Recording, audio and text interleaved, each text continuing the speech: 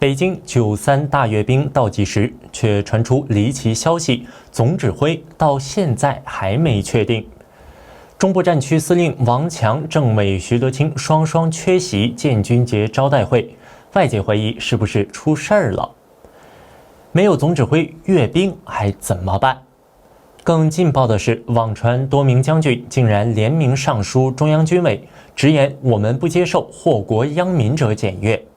这句话矛头到底对着谁？同一时间，民间也在起火。武汉市中心数千市民把公安围了个水泄不通，现场喊声震耳。广西衡州花农为了生计和政府人员当街对峙。四川江油的霸凌事件后，群众怒为政府的场景仍然历历在目，甚至一碗免费续面都能引爆全网抵制。军头缺席，将军上书，群众抗议，一件接一件。这些表面上互不相干的事件，为什么同时集中爆发？这背后的信号究竟指向哪里？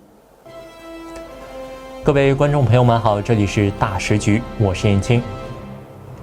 根据前中共海军中校姚成爆料，就在北京93大阅兵倒计时，多名将军联名上书中央军委，掷地有声地表示：“我们不接受祸国殃民者检阅。”这话说得直白，矛头显然是对准习近平。根据中共官宣，阅兵的最高检阅者确实就是习近平本人。阅兵原本应该是展示军权与忠诚的舞台，如今却被将军们的表态烘托成一场政治尴尬的批斗场。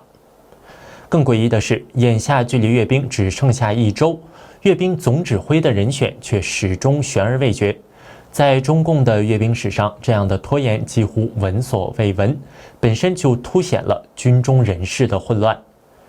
按照惯例，阅兵总指挥通常由北京军区或中部战区司令出任，比如1984年的11阅兵是秦基伟，2009年是房峰辉，2015年抗战70周年阅兵是宋普选，2019年的11阅兵则是尹晓光。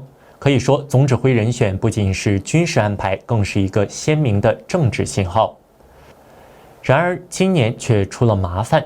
2024年7月的官方信息显示，原中部战区司令黄明已调任北部战区，而北部战区的王强则调往中部战区。但直到今天，官方始终没有公布王强的新职务。更蹊跷的是，中部战区政委徐德清与王强一起双双缺席了今年7月31号的建军节招待会。对于军中高层而言，缺席这样的重要场合几乎等于亮红灯。独立评论人士杜正指出，这种情况往往意味着涉事人员出事。如果中部战区的司令和政委同时失联，那阅兵总指挥就成了一个无人可用的难题。剩下的选择只有2个：刘振立或张又侠。问题在于，刘振立是连参参谋长，一旦亲自挂帅，会让外界怀疑战区司令集体靠不住；而如果由张又侠出面，则等于承认了军权全面落在他手里，恐怕更容易引发党内外的敏感揣测。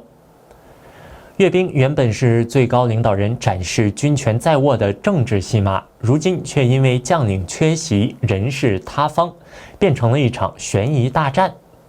这背后恐怕不是单纯的调度问题，而是军中对清洗的恐惧，以及权力斗争的激烈。连一场阅兵都无法顺利安排，说明所谓的铁血忠诚，其实远没有宣传的那么稳固。但比军方的权斗更让北京头疼的，其实是民间的情绪正在全面升温。过去几周，中国各地接连爆发群体抗议，四川江油、湖北武汉、广西衡州，甚至一碗免费续面都能引起全网抵制。这些看似零散的小事，正在连成一条危险的曲线。先看湖北武汉，8月25号晚，武汉市金地广场爆发了惊心动魄的一幕。数以千计的市民将公安团团围住，双方多次爆发肢体冲突。视频显示，有女子惊恐地喊着救命，现场群众大声谴责：“是你们先动手的！”还有人敲锣助威。另一段疑似白天的画面里，防暴警察用盾牌边缘猛砸一名黑衣男子的脖子，几名民众被打倒在地。至于事件的起因，网上流传有2个版本，一种说法是城管打伤多人，甚至有孕妇被打到流产；另一种说法是商场保安要求摊贩缴纳每月高达2000元的摊位费，引发激烈冲突。究竟哪个版本才是真相，目前仍然难以核实，但这已经不是重点，重点在于，无论原因如何，数百上千的武汉人敢于对抗公安，这在中国内地是极为罕见的。然而，这起事件并非孤立，就在此前，因为一起校园霸凌事件，四川江油也爆发了大规模的警民冲突，当地民众怒为政府，事件被北京定性为四川版瓮安。如今武汉再起，说明社会情绪正在传染。一个地方突破恐惧临界点，就感染其他地方的人相信我们也可以。与此同时，广西南宁横县也爆发了官民冲突。8月26号，由于数字茉莉 App 系统卡顿频繁，并且许多上了年纪的花农不会使用手机支付，但是进市场就必须扫码绑卡，否则只能在烈日下长时间排队等待称重售卖。这些凌晨便下地采花、肩扛数十斤花材的花农，在高温酷暑下只能排队进行漫长的等待。这种数字门槛再加上收购价跌到历史低点，直接点燃了农民的不满，和现场的官方人员发生了激烈的争吵和肢体冲突。这是一起因生计爆发的抗争，看似和江油武汉不同，本质却一样，都是普通人因不公而集体反弹。更值得警惕的是，这股情绪正蔓延到更细微的层面。比如近日发生的免费续面事件，仅仅因为老板的一句谎言就引发了全网抵制，甚至有人到门口堵店。这表明社会的神经已经高度敏感，任何一点不义或欺骗都可能瞬间引爆。那把这些事件放在一起看，有一个共同规律，起因都不是什么颠覆性的大事，而是中国最经常发生的摩擦。可偏偏这些小事，如今却能在短时间内演变成大规模群体抗议，甚至引发警民冲突。这说明中国社会的积怨已经到了临界点。过去中共的维稳套路是封锁消息、甩锅地方、强化警力，但当事件越来越频繁、范围越来越广、群众参与越来越多时，这套高压机制就开始失效。这种失效的可怕之处在于，当局永远无法预测下一个爆发点会在哪里。一次校园霸凌、一碗面、一朵茉莉花、一笔摊位费都能成为导火索。这些看似微不足道的小事，正在变成社会爆炸的火星。民怨不再是可控的个案，而是随处可见的结构性风险。对北京而言，这比任何组织化的挑战更让人恐惧，因为它没有领袖，没有中心化的组织，却有着一种自发的传染力。就像压在地底的暗火，平时看不见，但一直在积压，只要有一个缝口，就可能喷涌而出。更敏感的是，这种内部地火积聚涌动的同时，海外也在形成呼应。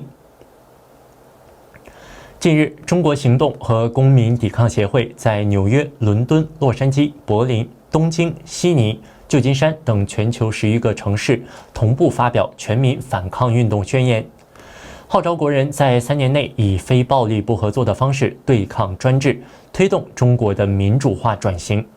这份宣言不仅是一则信息，更是一种跨国的动员，凝聚共识，寻求更有组织的抗争模式。而就在民间与海外力量此起彼伏之际，天空也拉开了大幕。9月7号深夜到9月8号凌晨，一轮罕见的血月，也就是月全食，将悬挂夜空。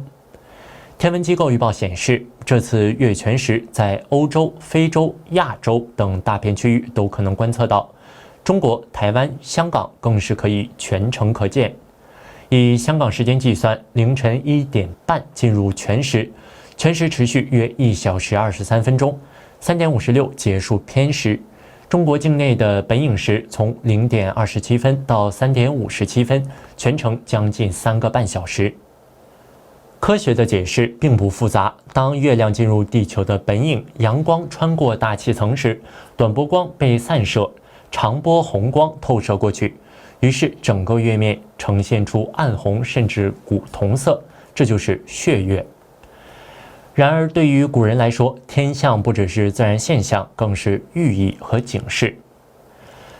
根据圣经中说，日头要变为黑暗，月亮要变为血。而启示录中则记载着，揭开第6印，满月变红，像血。中国的《周易妖战》中则写道：赤为征与兵，赤气赴月，如血光，是大旱、饥荒、兵祸之兆。回望历史，总能找到所谓的巧合来增强这种联想。2003年血月前后 ，SARS 疫情达到高峰；2014年血月之后，韩国世越号沉船；2019年血月之后，全球爆发新冠疫情。而今年是乙巳蛇年，民间传说里有蛇始蛇终的说法，一些预言甚至指向中国将发生巨变。我们不是迷信，也无需迷信，但在历史的某些时刻，天象往往成了人心的投影。当血色的月亮悬在北京上空，当阅兵礼炮在长安街轰鸣，你很难不问，这究竟是自然的红，还是时局的红？古人还说过另一层含义：德可化灾。《新唐书》记载，月或变形而避之，意即只要人世间的德行尚在，灾祸也能被化解。这提醒我们，血月不是必然诅咒，它更像是一种警钟。制度的德性、治理的节制、权力的边界，并不是玄学，而是社会避免走向崩溃的必要条件。一旦这些条件失效，真正的危险不是天色，而是人心的溃散。当阅兵的礼炮声响起，这些暗流能被烟花掩盖吗？还是会汇聚成更大的爆炸？好的，这里是大时局，感谢您的陪伴与思考，请订阅、分享并打开小铃铛，一起在动荡中坚守真相，在黑暗中点燃希望。